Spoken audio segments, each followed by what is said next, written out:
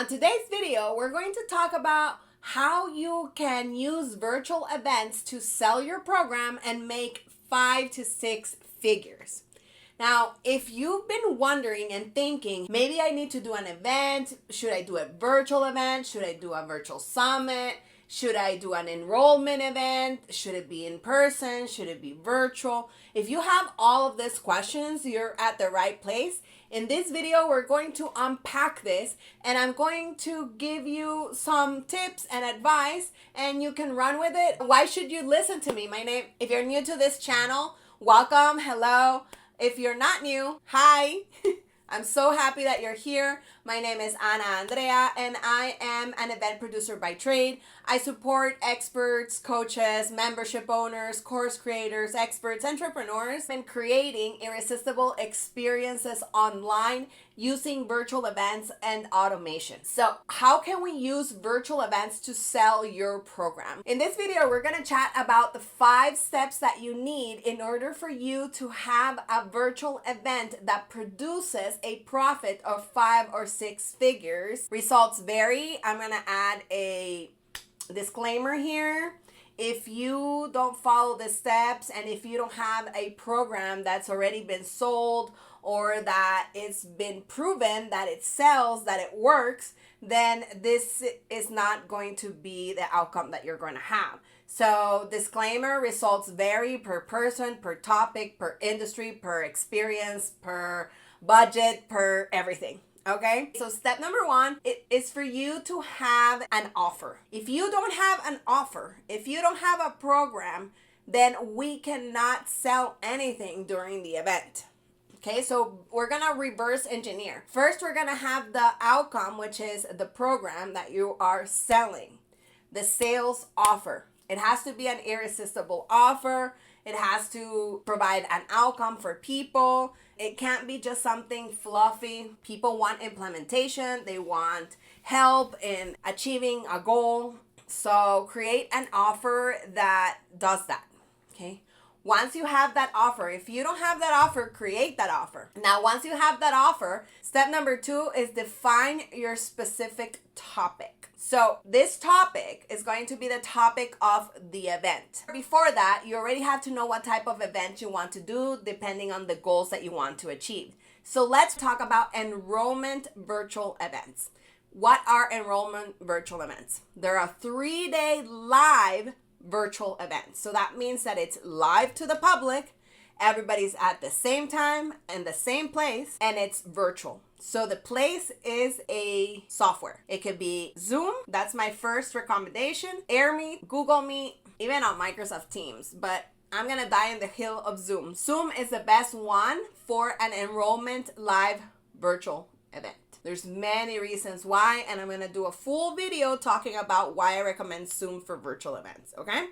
But the gist of it is everybody can use it. Everybody used it during the pandemic, and there's no learning curve. I will break down all the qualities of Zoom versus another software in other videos. Now, this enrollment event, the purpose and the outcome of an enrollment event is that you enroll people into your program. And with these types of virtual events, you can actually make 7 figures in a day. If you already have sold hundreds of thousands of products or services, you can 100% replicate this and make a lot of money. Now, again, disclaimer, results vary. Like I said, they have to be proven offers. They have to be people already having results in your program.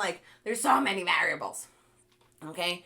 Now, my mentors recommend to just do the events for the enrollment programs, and they don't say that you have to have all those things like I do, but trust me, it's so much better and you have much better results when the offer has been proven. Now, what we do to select the specific topics, we have to think about where does our audience need to be at when they join the event so that the outcome that they get in the event prepares them to join your program. So your program is the next step, the next logical step. That's your program. What is that step or place they need to be at before they join your program? That could be your topic. Your topic could also be just what your offer outcome is.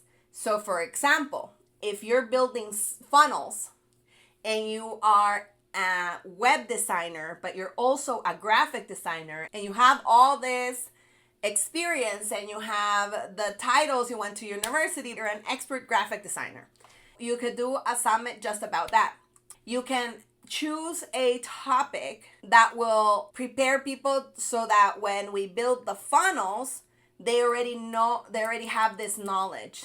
So for example, the offer is to help designers build their funnels so that they can sell their services. Then you're gonna ask, if I do that and I bring speakers that already also sell my thing, then why would they buy it from me and not from them? We're getting ahead of ourselves because the content is not like that.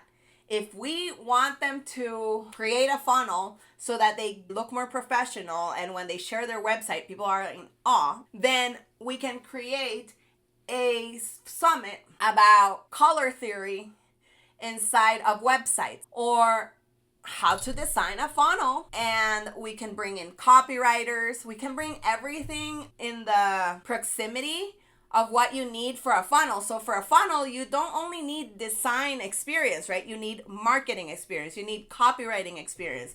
You need sales experience. So this is step number 3. Create content that flows. So let's say, for example, you're doing this event is to create funnels so that you can sell more. Your content topic would be about design, and how making it prettier, how setting up the headline hook at this section and doing a video here and adding more call to action buttons. How is that going to be relevant? And then you sell that.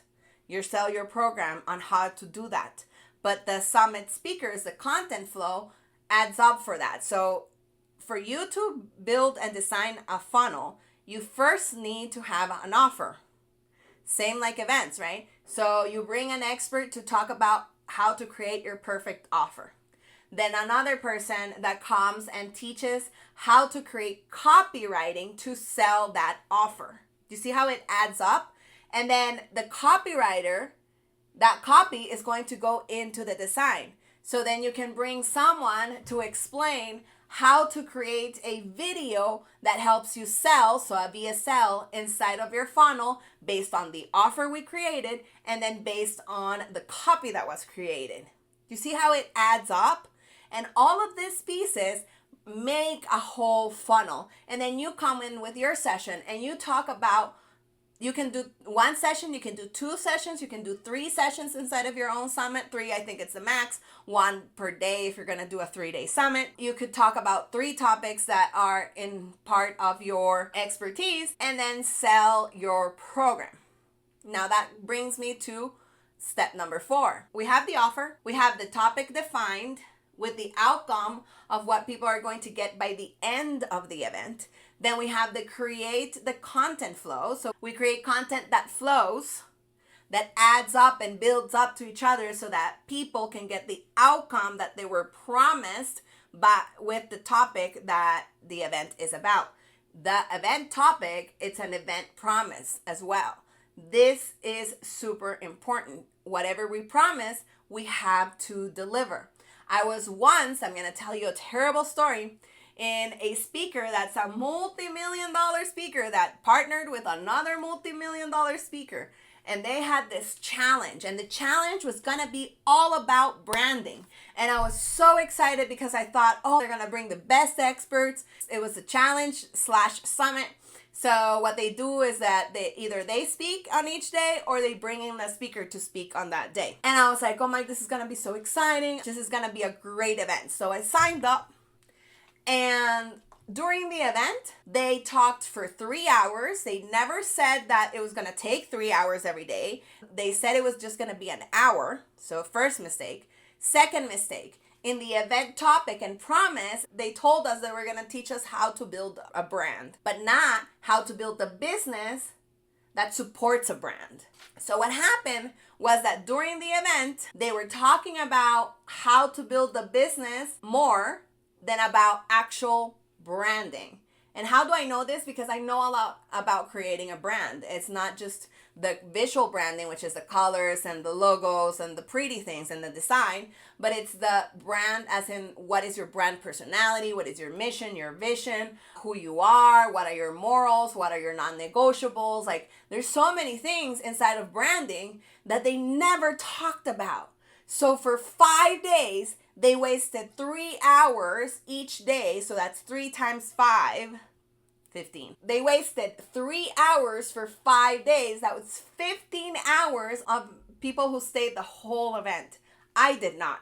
By day 2, I stayed for both days, and they never started to talk about or get into the branding in any moment. They never talked about it.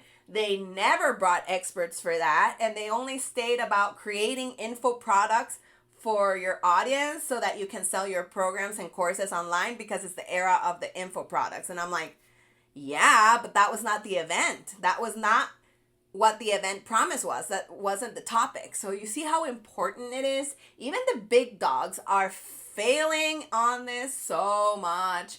Like, so much. That's why I talked about if summits are dead. You can look at the video here. Summits are not dead, but these types of summits and these types of challenges and these types of events are dead.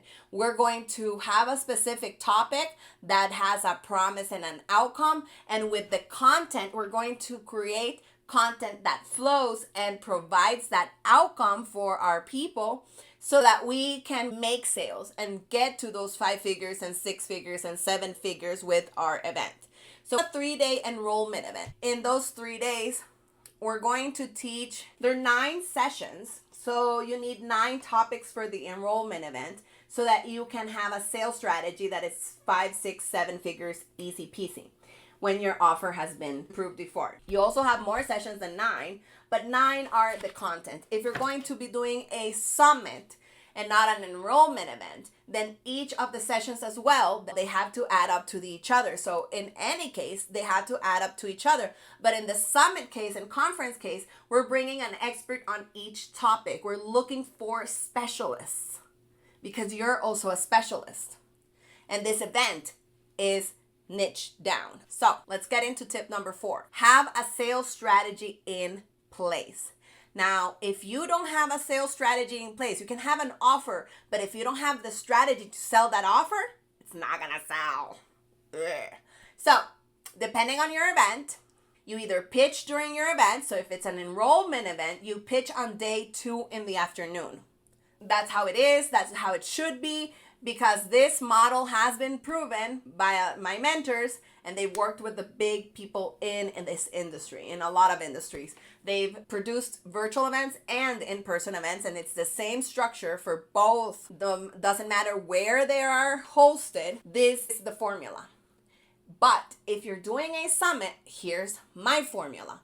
The formula for me is as follows. When you are hosting a summit, you have to have 1 session minimum, 3 sessions maximum inside of your summit content flow.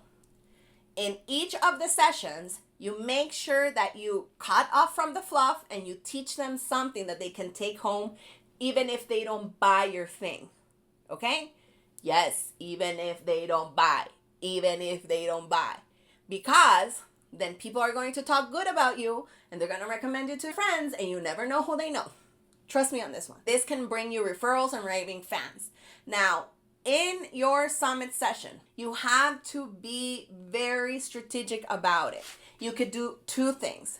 If you're not allowing your summit speakers to pitch during your sessions, then you yourself have to give a funnel that is free for them to join, so that then you pitch on the session or on the call. So either is a strategy for one-to-one, and make sure it's a strategy call, not a discovery call. Give them the strategy, give them the consultation, whatever it is, for free, and then offer them to join your program. That would be the sales call strategy. If you want to sell something that is 5 figures, 4 figures, 7 figures, I would invite them to come to an enrollment event. If the offer is 4 figures or 3 figures, then I would invite them to a masterclass or a webinar where I teach them something more in depth that adds to the topics and the content that I taught in the summit.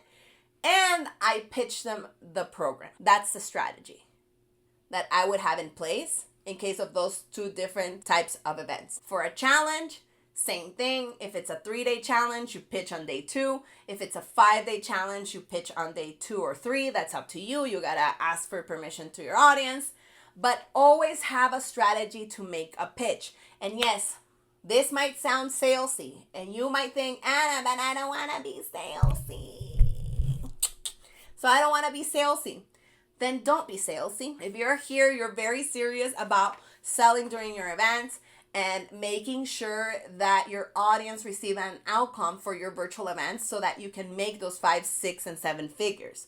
If you don't care about your audience and you don't care about your speakers, then what's gonna happen is that they won't care about you. That's how it is. It's always how people feel about you, the most important. And this takes me to step number 5. Make it an irresistible experience. If you don't make it an irresistible experience, and I'll explain to you what an irresistible experience is in a second, then what's going to happen is that it's going to fall flat. That you're not going to make the money that you wanted to make. That your audience is not going to be as excited, happy to have joined the event. Some people might feel that it was a waste of time. And we want to stay away from that, miles away from that. We want it to be an irresistible experience. So how do we create an experience that's irresistible? Glad you asked. So with this, I'm wrapping up the video. Make sure to comment, like, and subscribe if you like this video and if you want me to make more content like this. So making it an irresistible experience, you use my Irresistible Experience Formula. This formula is about asking ourselves questions while we are designing and planning our event. And we're using the 5 senses because we need it to be sensorial. Sensorial. I don't know how to pronounce that. Don't come at me. But my English is running away from me. But hear me out. When we use our senses and we're creating a sensorial experience, people can imagine those things. People can feel those experiences. People can smell those experiences. Even if we don't send the gift with that smells, tastes, and hears and uses all the senses, we can do this digitally by using our words and using our storytelling so that we can evoke these feelings in our audience. And we also could do it subconsciously by telling people to grab a hot cup of coffee or a hot cup of tea, for example. That's my favorite example, because when we ask people to drink coffee and tea and then you do it, oh, I don't have my coffee mug here, but right, I have one over there.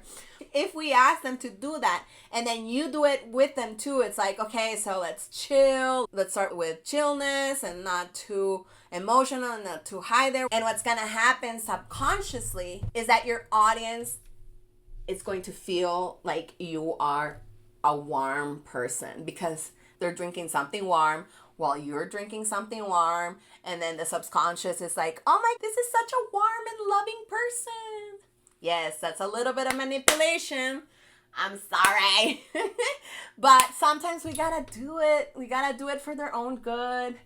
And we can use like stories to evoke these senses. And we also can use physical gifts that we can send them to evoke the senses as well. And then the other part of the formula is using the event languages. What is the purpose of using the event languages? Is that so your audience, your attendees, knows that you actually give an F about them. That's it. So we use the 5 event languages. What are the 5 event languages? Well, the first one is attached to the senses, which is goodies. We send them goodies. We send them swag pack with some cookies and some festivities and some like emojis and here so palette emojis, or we send them a notebook so that they can write down.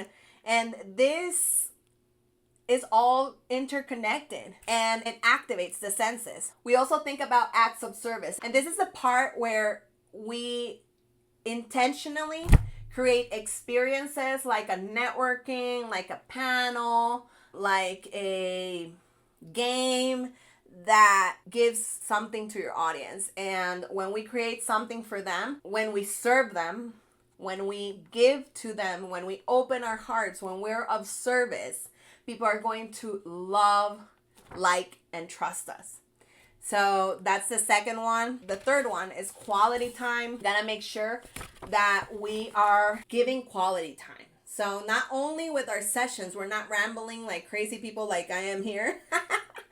And we make sure that we are giving our people's breaks, water breaks, dancing breaks, food breaks. We have enough time for lunch and dinner if you're having a full day event, and snacks. Because if people are in survival mode, meaning they need to go to the bathroom, they can't concentrate.